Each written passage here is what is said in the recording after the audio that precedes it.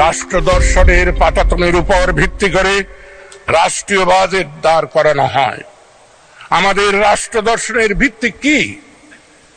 ঢালাওভাবে বঙ্গবন্ধু এবং তার বক্তৃতা বিবৃতির নির্যাসকেই আমরা রাষ্ট্র পরিচালনের পথরক্ষা বলে বিবেচনা করি।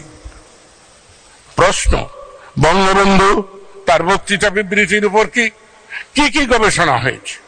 বঙ্গবন্ধুকে নিয়ে কলরব করা এক বিষয়, তাকে জানা, বোঝা আর ভেঙে ভেঙে বিচার বিশ্লেষণ করে পূর্ণরূপে জন্মসম্মুখে উপস্থিত করা আরেক বিষয়। বঙ্গবন্ধু পলল বাংলার পল্লবিত এক প্রাকৃতিক শক্তি। তার সুনির্দিষ্ট নীতি আদর্শ অবশ্যই আছে।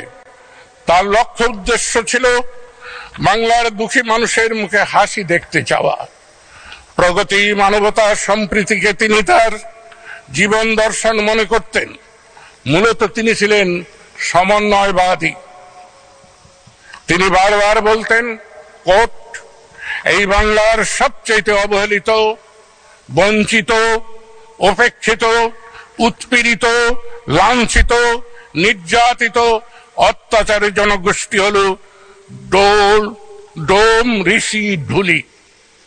ওরা যেদিন হাসবে, ওদের চোখে মুখে যেদিন আনন্দ ঝিলিক দেবে, সেদিন আমি মনে করব বাংলাদেশ শত্রুমুক্ত, বাংলাদেশ স্বাধীন।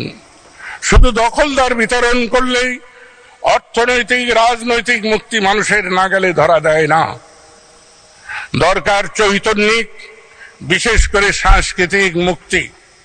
সাংস্কৃতিক মুক্তি মানুষকে স্বাধীন সত্তায় সম্মানজনক বাঁচার অধিকারের নিশ্চয়তা দেয়। সামাজিক নিরাপত্তা বলয় সুদৃঢ়ভাবে যেদিন গড়তে পারবো, সেদিনই মনে করব আমার লড়াইয়ের প্রথম ধাপ পূর্ণ হয়েছে। মনে রাখতে হবে, এই প্রথম ধাপ অতিক্রম করার পরই আসল সংকট দেখা দেবে। অভ্যন্তরীণ স্বার্থান্ধ শক্তি সক্রিয় হবে।